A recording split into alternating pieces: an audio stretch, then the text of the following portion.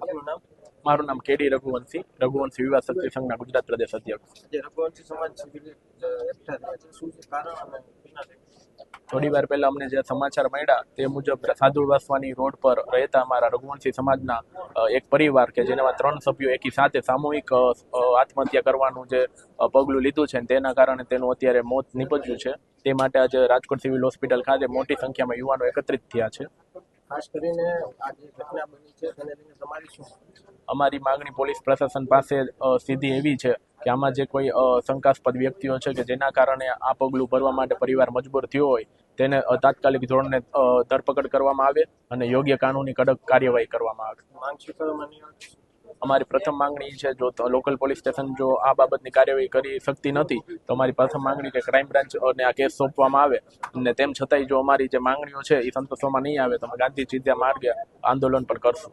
શું લાગે છે આ આપઘાત કર્યાની પાછળ ક્યાંક બાદ કે વ્યાજખોરોના ત્રાસથી કર્યો છે? જે પ્રાથમિક તપાસ અમે તેના સગાવાલા છે કે અમારે રીતે જે અમે તપાસ કરી છે તે મુજબ એવું લાગી રહ્યું છે આ ક્યાંક ને ક્યાંક કોઈ વ્યક્તિના માનસિક ત્રાસના આધારે આ પગલું ભર્યું હોય.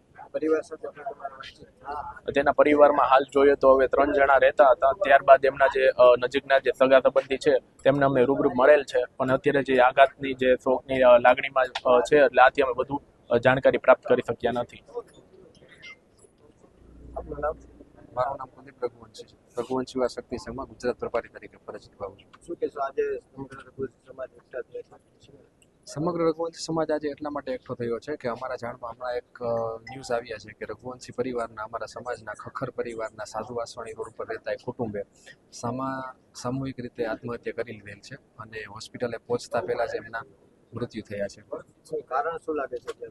પ્રાથમિક તપાસ અને જે માહિતીઓ અમને મળી રહી છે એ મુજબ કારણ એવું લાગે છે કે વ્યાજખોરોના ત્રાસના લીધે અને આર્થિક ભીસના લીધે આ પગલું પરિવારે લીધું છે અને એમના લીધે એમના મૃત્યુ થયા છે. ખાસ કરીને આવી ઘટનાઓ વારંવાર આવતી છે. વ્યાજખોરોના ત્રાસના લીધે પરિવાર છે તે આમાં કાર્યવાહી નથી થતી. જો આમાં તમારે કાર્યવાહી નથી તમારી શું માંગ?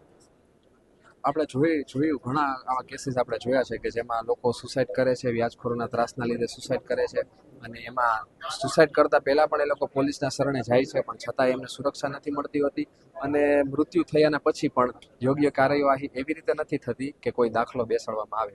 અમે આજ વખતે એ જ ડિમાન્ડ કરીએ છીએ પ્રશાસન પાસે કે આ કેસને હળવાશથી લેવામાં ના આવે, જરા પણ હળવાશથી લેવામાં ના આવે અને યોગ્ય અને કડક દાખલો બેસે એવી કાર્યવાહી કરવામાં આવે.